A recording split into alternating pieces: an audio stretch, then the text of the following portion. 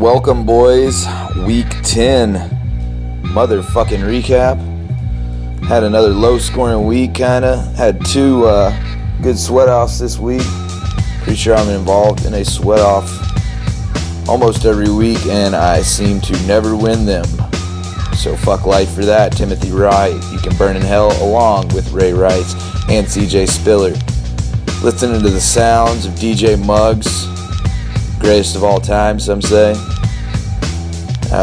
Some say, I'm 3-7. Why don't I just quit? Why am I still out there making waiver picks? Well, you know what? Like Be Real would say, I ain't going out like that. So, fuck it. Let's get into these highlights, you motherfuckers. Fuck all you bastards. Kanye sucks. Alright, we'll come into this with Beezer, the Generals, taking on somewhere over to Waynebeau. Generals fighting for that all-important bye. Unless you're me, because you'll lose anyway in the first round. Fuck life on that. But Chaz trying to knock him off. Trying to play spoiler. He's pretty much out of it at this point. Well, I guess a win would have kept him alive, but he fucking lost. So, there's a spoiler alert on that. Beezer wins. But let's see how it happened anyway. Beezer gets Andre Brown back and plugs him in the lineup, and he rewards him 119 yards and a touchdown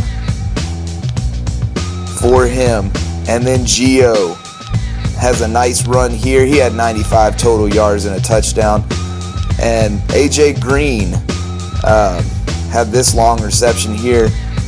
Tips it to himself and catches it. He loves the tip drill. Also, Chaz had Dalton, so that's the only player he had in the highlights. But they were both all the AJ Green and Gio. Look at that tip and catches it. Nice play, you fucking idiot Raven. Look at that. Tips it in the air, serves it up right for your boy AJ Green.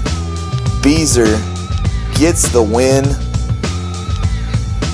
103.7 to 63.7. Like I said, not many highlights that game. Chaz didn't have anyone that had highlights except Andy Dalton. Both his touchdowns went to Beezer's players. Counteract is what we call that.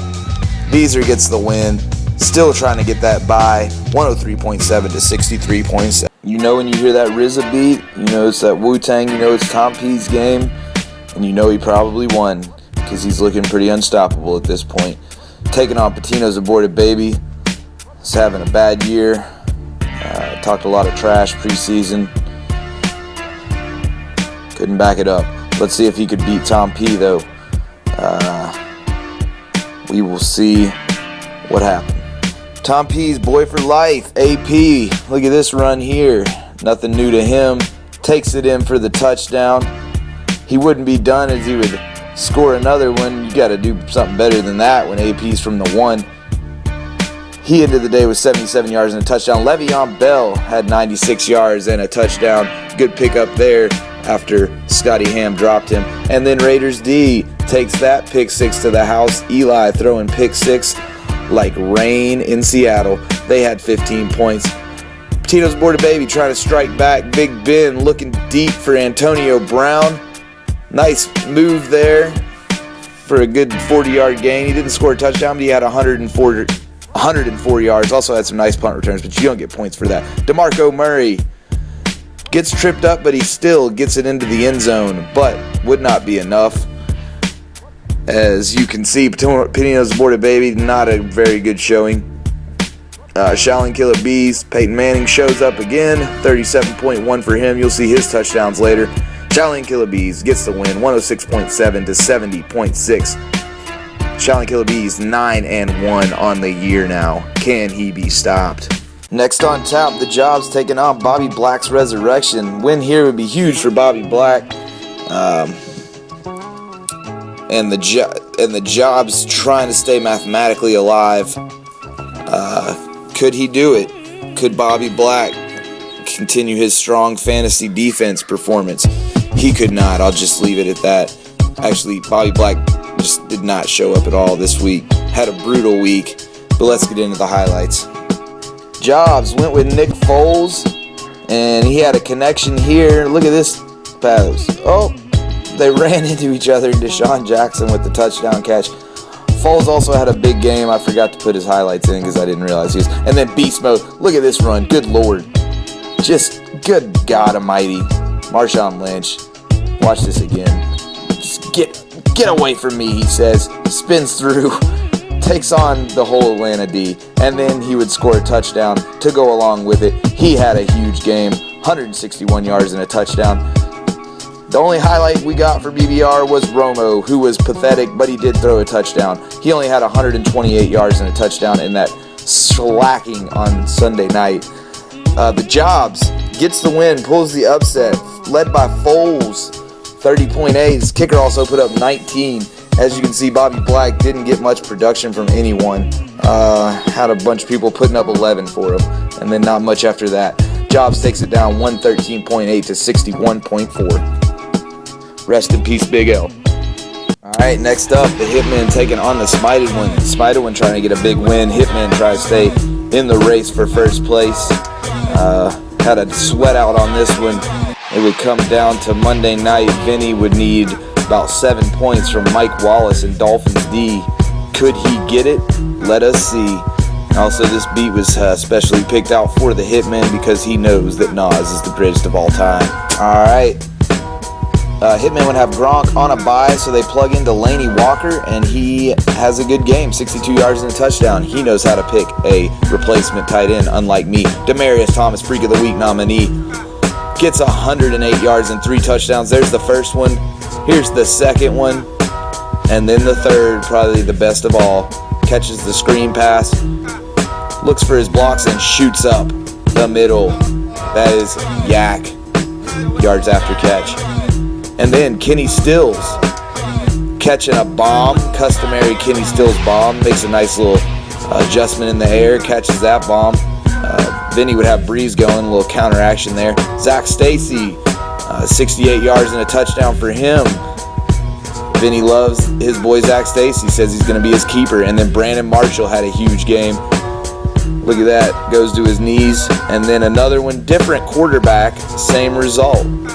Josh McCown now, look at that grab, just snatches it from the air, comes down with it. Brandon Marshall with a huge game, 139 yards, 2 touchdowns. This was actually to tie it. Well, got within 2, but they couldn't get the 2-point conversion. And then your boy Breezy blowing up as usual. Finds Colston, forgot he even played in the NFL still there, for a touchdown. And then Pierre Thomas would get some love as well. Catches that out of the backfield for a touchdown. He had the one to Stills earlier, and then your boy Sproles, look at the speed on him, just shoots up through there. Sproles takes it to the house for a touchdown. Everyone got involved in that fucking shellacking of a game. It was an embarrassment to the NFL. The Smited One, though, would be down about 7 points on Monday night, could not get the 7 points from Mike Wallace and Dolphins D, so the Hitmen get the 1 point sweat out win, 109.4 to 108.3. As you can see, that's how it happened. Alright, that leads us with our last game. RCCR taking on Sick Made Squad. This would be a must win for both, really, but especially Sick Made. When it came down to a sweat out as well, Sick Made would be down a couple points with Timothy fucking Unknown Right. I don't know what the fuck I was thinking picking him up.